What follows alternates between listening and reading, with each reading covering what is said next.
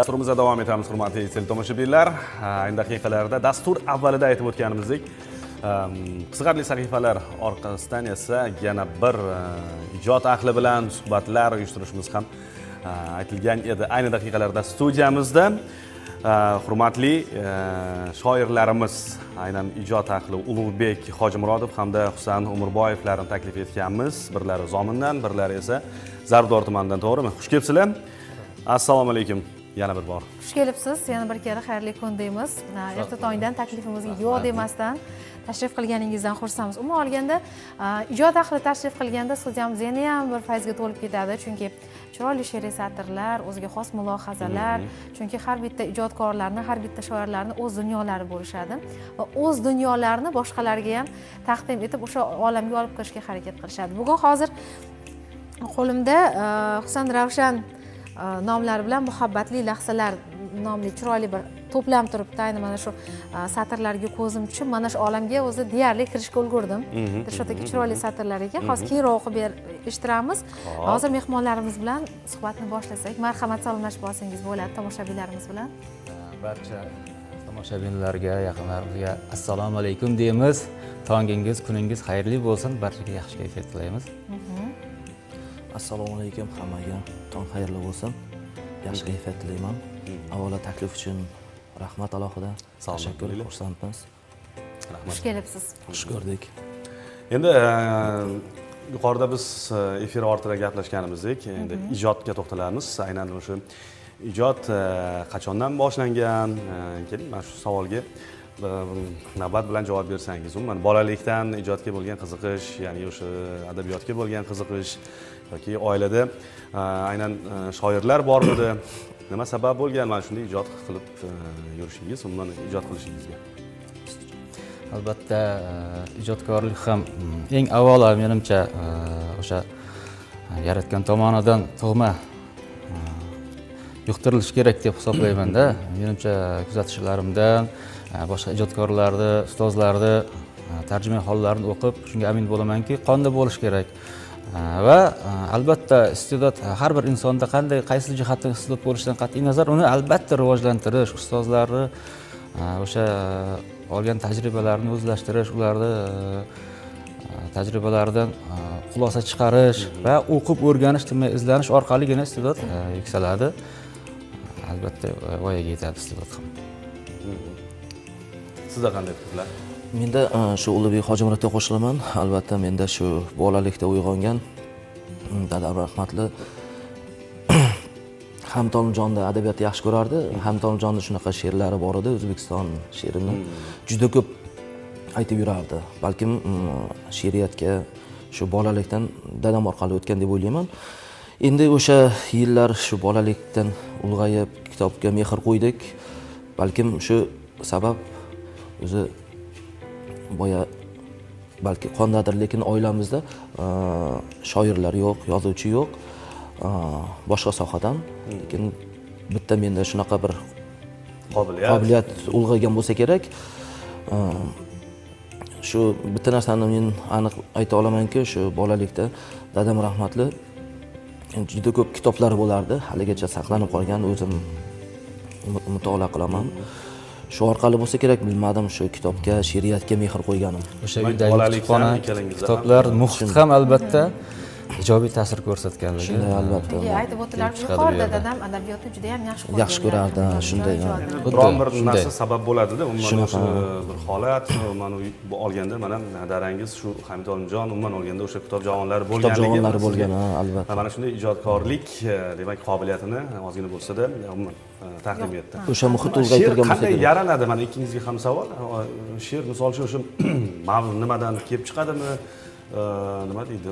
Baribir shoir vizual qarab, masalan, biron bir narsaga, onaga bo'lgan muhabbat, to'g'rimi? Vatanga bo'lgan muhabbat qanday yaraladi? Birinchi sarlavha qo'yiladimi she'rda? Ijodkor qalbida albatta mehr, muhabbat tabiiy bo'lishligi, busiz ijod qilib bo'lmaydi. Va u o'sha tabiat hodisalaridan, o'sha voqea hodisalaridan, atrofdagi bo'layotgan voqealardan boshqalarga nisbatan ijodkorning ko'ngli ko'proq ta'sirlanadi. o'sha nozikroq qalbi bo'ladimi ijodkorni, o'sha ta'sirlangan narsasini kimgadir aytgisi keladi, eng yaqin do'stigami. Agar o'zini yolg'iz his qilsa, do'stiga ham o'sha gapni aytishga vaziyat to'g'ri kelmasa, u ko'proq uning ijodkorning do'sti bo'lgan qog'ozga to'kishga harakat qiladi va o'zini qalbida his qilgan kechinmalarini, tuyg'ularini boshqalarga ham yetkazish bu shoirning vazifasi. Ana shunday vaziyatlardan o'tib, hozirgi kunda qog'ozga demak tushirilgan she'rlardan agar mumkin bo'lsa marhamat, Albatta. o'zlaringizni o'sha mualliflik she'rlaringizdan o'qib bersangiz, eshitamiz. Bugun tongi dasturimiz o'ziga xos kunni boshlanishida yangi yaxshi xush kayfiyat bag'ishlash uchun yengilgina bir yaxshi tabrik she'rlardan tayyorlab kelgan edim. Yaqindagina yurtimizga yangi 2026-yil kirib keldi. Juda chiroyli tilaklar bilan kutib oldik. Bu yilgi yangi yilimizga yangi orzular bilan dunyo tilaklar bilan har bir inson qadam qo'ygani rost albatta. Xuddi shunday yangi yil tabrigi nomli bir she'rimni o'qib bersam. Buni endi o'sha yangi yildan ta'sirlanib yozgansiz. Juda ham yaxshi. Hali uncha sayqallanmagan oxirgi she'rlardan bora hali o'zgartirib, ishlab, sayqallab davom ettirishimiz ham mumkin bu she'rda. Yangi yil tabrigi. Asli har yangi kun yangi bir imkon. Ulug' maqsadlarga pilla poyadir. Sendan kutgan sog'am, ey qorbobojon, orzularga to'la zo'r hikoyadir. Dunyo talo to'plar ichra sargardon, qaydadir burda non erur saodat. Shukrki, yurtimda to'kin dasturxon, ayyomlar kutilgay bo'lib betoqat. Tilagim bu olam tinchlik, totuvlik, go'zal tilaklarga, baxtlarga to'lsin. Sen bilan qaytadan kelsin ezgulik. Dunyoga yangi yil muborak bo'lsin. Ajoyib. Mana yangi yilda mana olganda har bir bayramlarda yaxshi bir niyatlar, ezgu istaklar bildiriladi. Mana sizda ham mana shundan demak ilhomlanib, mana shunday go'zal bir she'r. Hech qanaqangi menimcha to'g'ri degan joyi yo'q. O'zi juda ham go'zal, ajoyib, ta'sirli va ko'z oldimizga keldi mana hozir. Aytgan har bir misralaringizda demak o'sha ko'z oldiga inson keltiradi, to'g'rimi? To'g'ri. Husan aka, siz nima deysiz? Qani, qaysi mavzuda bugun bizga she'r taqdim etasiz? Boya savol berdingiz, Dilshod aka. Shunaqa ijodkor qay vaqtda she'r yoziladi, qanday ta'sir qiladimi? O'zi ijodkor, shoir xalqi shunaqa bir ajralib turadigan jihati bo'ladiki, shirin gapga ham to'lqinlanib she'r yozish mumkin. Balki achchiq iztirobdan, achchiq alamdan ham to'lqinlanib she'r yozish mumkin. Atrofda o'ta sinchkov bo'ladi ijodkor xalqi. Atrofga boqsam degan she'rimni o'qib bermoqchiman. Ma'lumot tariqasida aytib o'tamiz. Hozirgi kunda sizning ikkita kitob, nima she'riy kitobingiz nashrdan chiqdi, to'g'rimi? Ma'lumot o'rnida aytib o'tish kerak-da. 2025-yilda oxiriga ikkita kitobim, ijod nashriyotidan Sensizlik kitobim hamda ikkinchi kitobim Ulg'aygan muhabbat. Qoyil. Bu kitobni o'z o'rnida aytib o'tish kerak. Muharriri Akadem nashrdan chop etildi. Muharriri Ulug'bek Hojimurod do'stim bo'ladi. O'zi kitobga nom bergan, o'zi yaxshi ko'rgan nomni o'zi berdi, menga taklif qildi. Men juda ham xursand bo'ldim bu narsadan va unga to'la to'kis ishondim. Bu kitob uchun Ulug'bekka hozir shu o'rinda minnatdorchilik bildiraman do'stim. Chunki mehr qo'ygan, o'zi alohida chiroyli nom. Nima uchun Ulug'bek akani Ulg'aygan muhabbat deb qo'ydingiz? Bu she'rlar bilan tanishib chiqib, rostdan ham o'sha Husan akada ko'rgan muhabbatingiz ulg'ayganligini sezdingizmi deyman? Albatta. Endi yana bir ma'lumotni aytib o'tishim kerak. Biz Husan Ravshan bilan ikkita tumanda, bu eski Jizzax tumani, hozirgi Sharof Rashidov tumanida tug'ilib o'sgan bo'lsa ham, men Zomin tumanidanman. Aynan bizni mana shu ijod birlashtirgan, ijod tanishtirgan bizni, yo'llarimizni kesishtirgan she'riyat bo'ladi. Biz mana shu Jizzax viloyatidagi yozuvchilar uyushmasi qoshida o'sha Sangzor mavjlari nomli klub bo'lardi, ijodkorlar klubi. O'sha klubda tanishib, birgalikda ijod qilib, bir-birimiz bilan birgalikda ulg'ayganmiz. She'riyatda deyarli birga ulg'ayganmiz. Va ijodga bo'lgan muhabbatimiz ham birgalikda ulg'ayib kelmoqda. Men mana shu Husan Ravshanning oldingi chiqqan birinchi kitobida ham o'zim birgalikda harakat qilganman. She'rlarini deyarli ko'pchiligini yoddan bilaman. ijodini qadrlayman va yaqindan bilganligim uchun aynan mana shu nom mos keladi deb o'yladim. Juda Va yaxshi. muallifga ma'qul keldi bu. Original nom. Husan aka qani? Rahmat deyman Ulug'bek Hojimurat so'z o'rnida. Endi boya aytganimday shu atrofga boqsam degan she'rim. Atrofga boqsam men tavozilari ko'p, hamma bir-biriga ekkan boshini.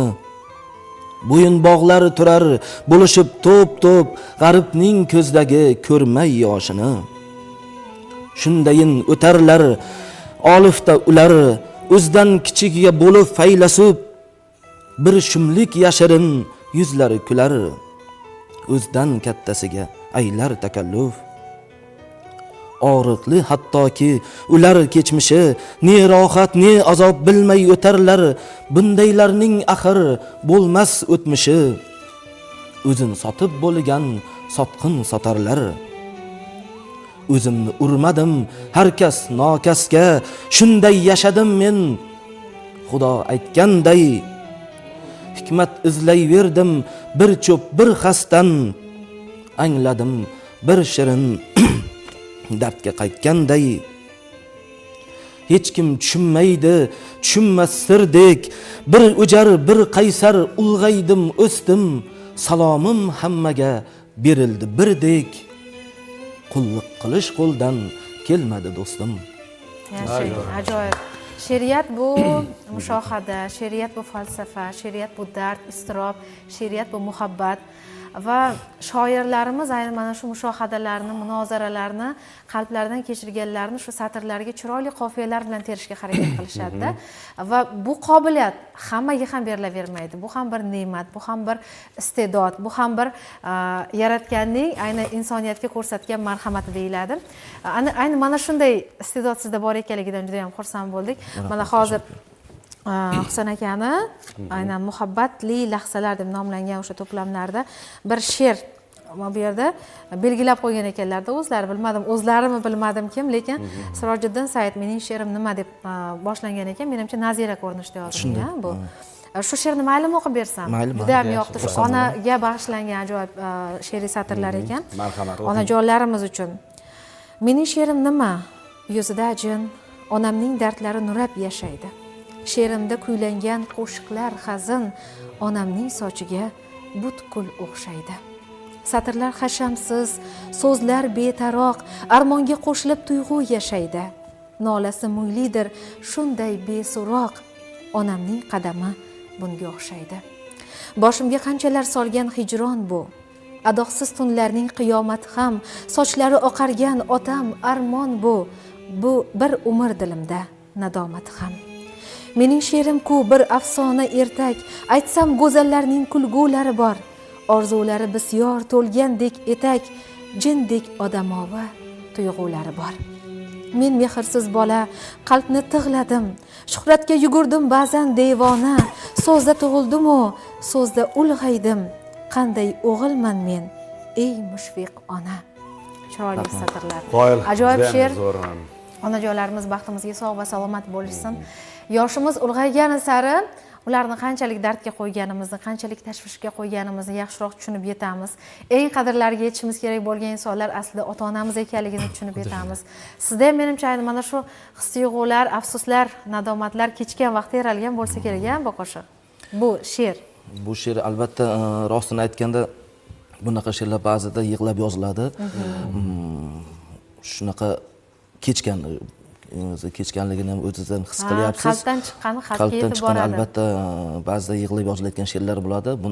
Bunday holatda ijodkor albatta yolg'iz qolish kerak. Yolg'izlikni ko'proq yaxshi ko'radi, yaxshi sevadi ijodkor. O'shandagina u o'zi xohlagandek yig'lay oladi, o'zi xohlagandek kula oladi, yoza oladi.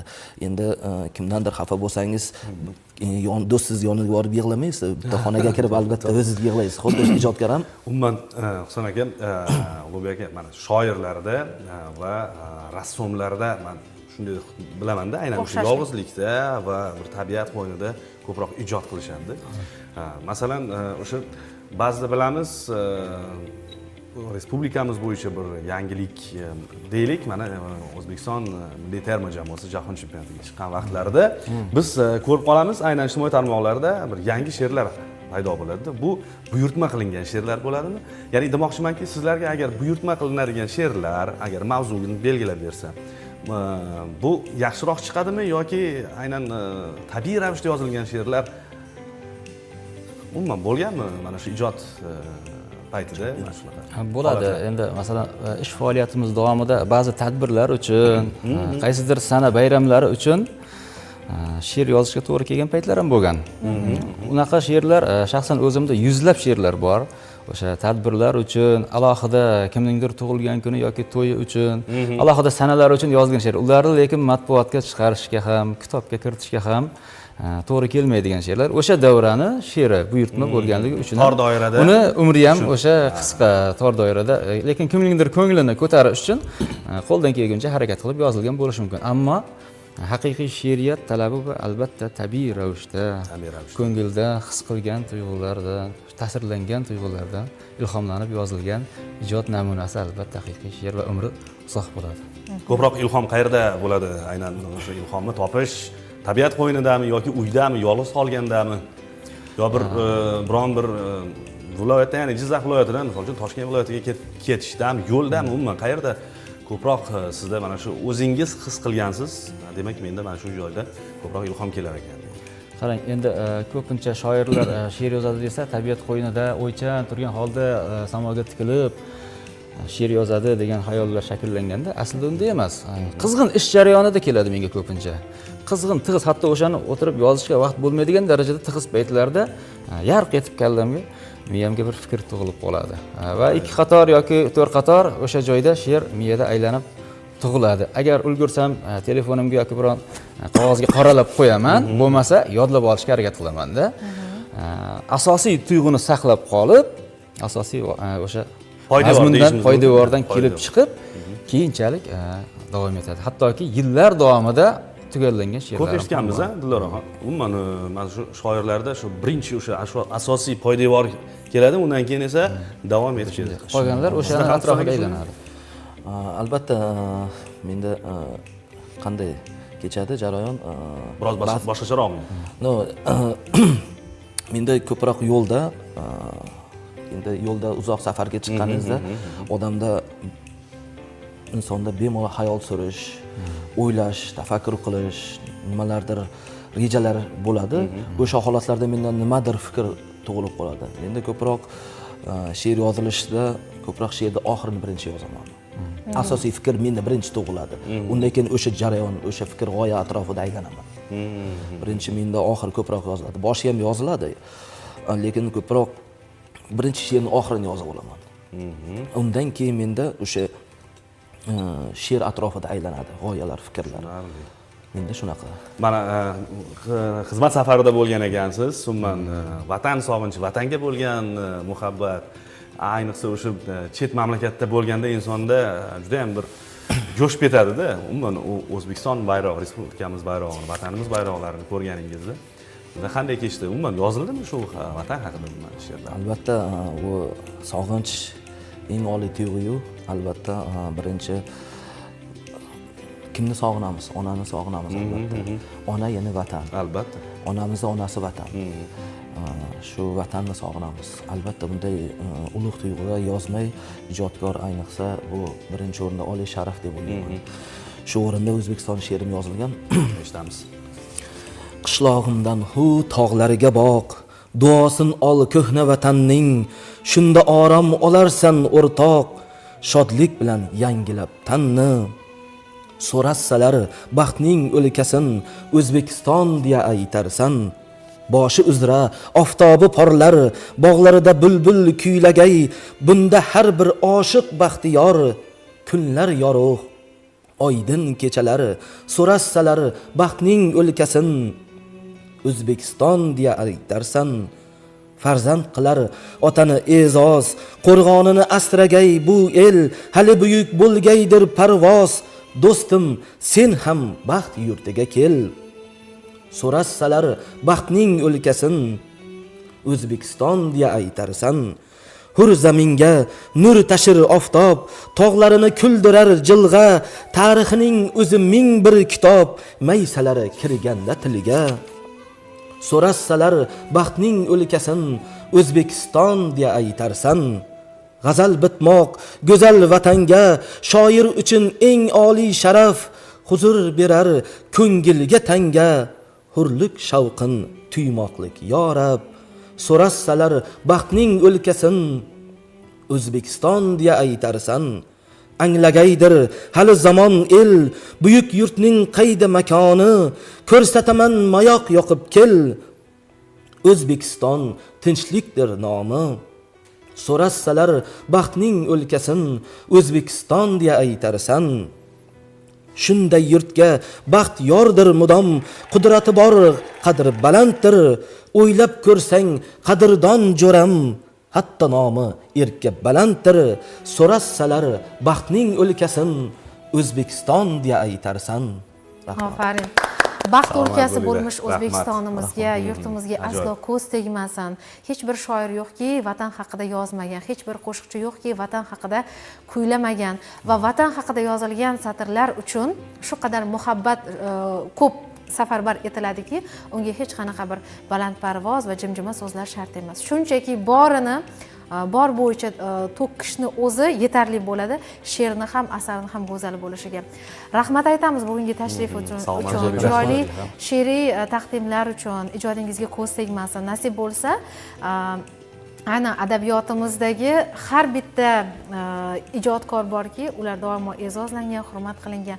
Aynan mana shunday e'zozli va albatta sekin-astalik bilan ulg'ayib kelayotgan, adabiyotga kirib kelayotgan yosh vakillar uchun ustoz darajasiga yetishasiz degan umiddamiz. Yangiliklar kutib qolamiz sizdan. Yangi to'plamlar bilan yana studiyamizga tashrif qilsangiz bajonidil biz tomoshabinlarimiz bilan ushbu satrlarni tinglashga jon quloqimizni tutamiz. Albatta. Ayni vaqtda marhamat, salomlar bo'lsa, tabriklar bo'lsa, tashakkurlar bo'lsa, ekran orqali yetkazib qo'yishimiz mumkin ustozlarga, Oila a'zolariga. Menimcha tomosha qilishyapti, to'g'rimi? Albatta.